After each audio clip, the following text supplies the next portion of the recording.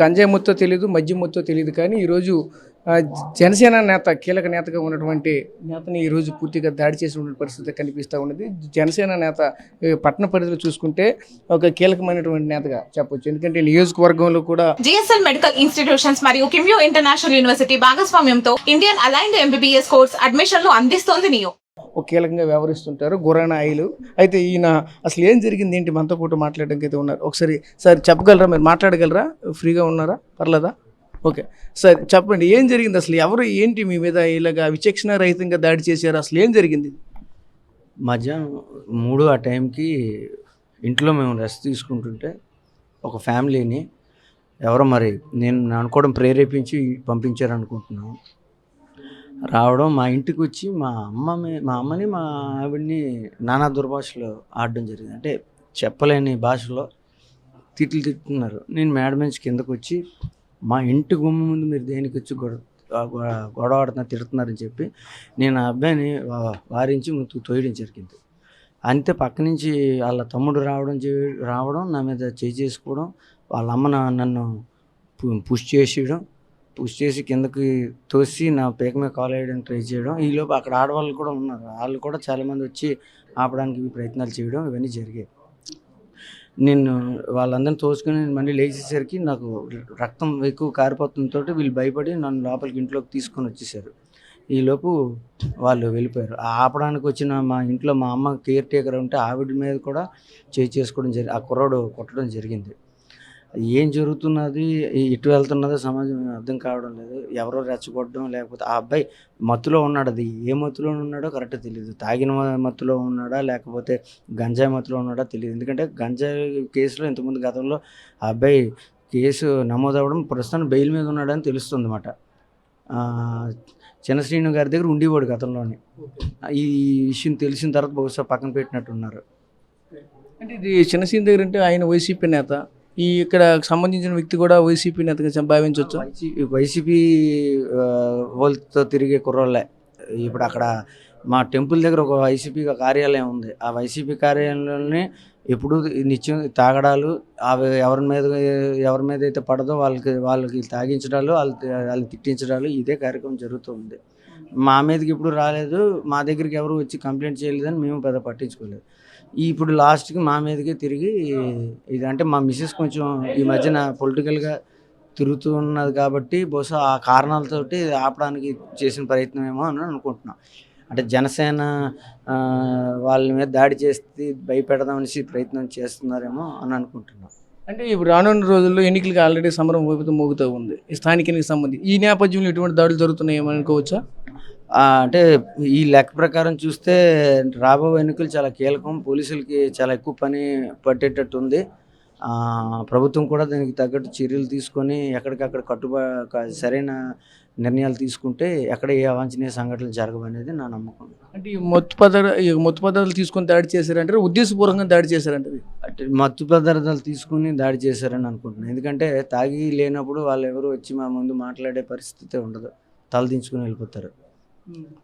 So ఆ మొత్తం దీంట్లోనే ఈ వ్యవహారాలను చేస్తున్నారు. ఇంతకు ముందు కన్నా డ్రగ్స్ తాలూకైతే తగ్గిందనే అనుకుంటున్నా. ఇప్పుడు వచ్చిన ఎస్పీ గారు వచ్చిన తర్వాత చాలా మటుకు తగ్గిందని అనుకుంటున్నాను. కానీ ఇంకా అక్కడెక్కడ దొరుకుతున్నట్టుంది. అంటే మీ ఫ్యామిలీ కూడా పొలిటికల్గా మంచి స్టాండర్డ్ ఉన్నటువంటి ఫ్యామిలీ, అలాంటిది ఈరోజు మీ ఫ్యామిలీ మీద దాడి జరిగితే సామాన్యుల పరిస్థితి ఏమంటారు? అది అదే చెప్తున్నాను కదండి. రాబో రోజులు వైసీపీ నాయకులను తట్టుకుని నిలబడేటట్టు ప్రభుత్వం సరైన చర్యలు తీసుకోవాలని చెప్పి అదే చెప్తున్నాను. ఎందుకంటే ఈ విధమైన ఈ గోండాగిరి టైపు రాజకీయాలు ఇది కరెక్ట్ కాదు. ఎవరు చేసినా కరెక్ట్ కాదు. అయితే చూడొచ్చు, ఈ గురాణ ఆయిల్ గారిని పరామర్శించడానికి మరో కీలక నేత కూడా ఉన్నారు, ఆయనతో కూడా మాట్లాడారు. అసలు ఇటువంటి దాడిని ఎలా చూడాలి? అసలు ఆయన చెప్తూ ఉన్నారు, అసలు మత్తు పదార్థాలు వచ్చారు లేదంటే ఉద్దేశపూర్వకంగా వచ్చారో తెలియదు, కానీ చూస్తూ ఉంటే చాలా విచక్షణ రహితంగా పూర్తిగా గాయాలు అయ్యేటట్లయితే కాళ్ళు చేతులు మొత్తం ఆ ముఖం అంతా కూడా బాక్సింగ్ ఆడిసిన పరిస్థితి. ఇదంతా ఎలా చూడాలి ఏంటి? ఇదంతా ఒక చేస్తే వైసీపీ నేతలు చేసినట్టు కూడా చెప్తూ ఉన్నారు, ఎలా చూడాలి దీన్ని? ఎవరు చేసినా దీన్ని పూర్తిగా తీవ్రంగా మేము ఖండిస్తున్నాం. ఇలాంటి దాడులు అనేవి అసలు జరగకూడదు పరిస్థితి. అలాంటి ముఖ్యంగా మహిళల్ని కించపరుస్తూ అసభ్యంగా మాట్లాడినప్పుడు ఎవరైనా దాన్ని ఖండించే పరిస్థితి ఉండాలి. ఖచ్చితంగా ఇంటికి వచ్చి చేశారంటే మాత్రం వాటికి కఠినమైన శిక్ష ఈ ప్రభుత్వం ద్వారా ఖచ్చితంగా పడేటట్టు మేము అందరం కూడా కలిసికట్టుగా చేసి ఐలనీకి మేము అందరం నిలబడతాం. ఇలాంటి దాడుల్ని పూర్తిగా ఖండిస్తున్నాం. దీని ప్రజాస్వామ్యబద్ధంలో ఖచ్చితంగా కఠినమైన శిక్ష వేసి వాళ్ళకి జరిగిన శిక్షని రేపు రాబోయే వాళ్ళు భయపడేటట్టు చేసే విధంగా చర్యలు తీసుకోవాలని జిల్లా ఎస్పీ గారికి అలాగే మన జనసేన ప్రభుత్వానికి కూడా తెలియజేస్తున్నాం. ఇది చాలా అసభ్యమైన చర్య. ఇది ఒక నాయకుడి దగ్గరికి వచ్చి ఇంత ఘోరంగా చేయడం ఖచ్చితంగా ఇది గంజాయి మత్తులో కానీ దేనిలో కానీ చేసి ఉంటారు. అది ఏదనేది ఇంకా పూర్తిగా తెలియదు కాబట్టి ఇప్పుడు దాని గురించి మనం కామెంట్ చేయలేం. దీన్ని మాత్రం తీవ్రంగా జనసేన పార్టీ కలిసికట్టుగా ఉండి ఖచ్చితంగా ఆయన మీద జరిగిన దాన్ని మేము తీవ్రంగా పరిగణనలో తీసుకున్నాం తెలియజేసుకుంటున్నాం. అంటే స్థానిక ఎన్నికల నేపథ్యంలోనే ఇటువంటి కీలకమైన నేతలుగా వ్యవహరిస్తున్నటువంటి వాళ్ళపైన ఇటువంటి దాడులు జరుగుతున్నాయి అనుకోవచ్చా? ఇది మనకి గత ప్రభుత్వం ఆ రోజు ప్రభుత్వం ఉన్నప్పుడు ప్రతిపక్షాన్ని పోటీ చేయలేకుండా చేశారు. ఈసారి ఆ పరిస్థితి ఉంది కాబట్టి ముందే నాయకులను భయపెట్టి లేకపోతే ఇంకోటి చేస్తే ఇలాంటి పరిస్థితులు ఇంకా పోటీ చేయడానికి భయపడే పరిస్థితి వస్తుంది కాబట్టి అనే ఉద్దేశంతో ఒక ఈర్షాభావంతో ఖచ్చితంగా పోతామనే ఓటమి భయంతో చేస్తున్న చర్యగా కూడా మనం భావించవచ్చు.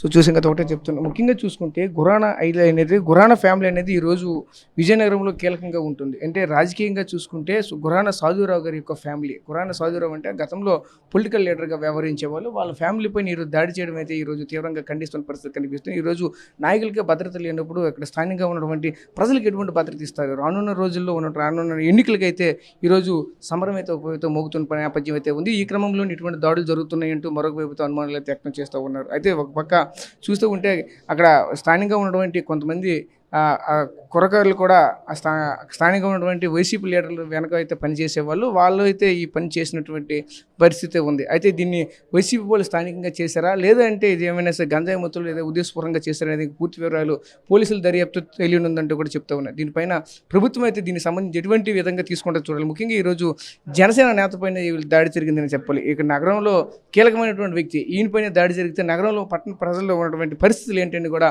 ఒక ప్రశ్నార్థంగా మారుతున్న పరిస్థితులు కనిపిస్తూ ఉన్నాయి. ప్రస్తుతం తాజా పరిస్థితి. కెమెరా పర్సన్ నాడితే రాజేష్, ఆర్టీవీ, విజయనగరం నుంచి.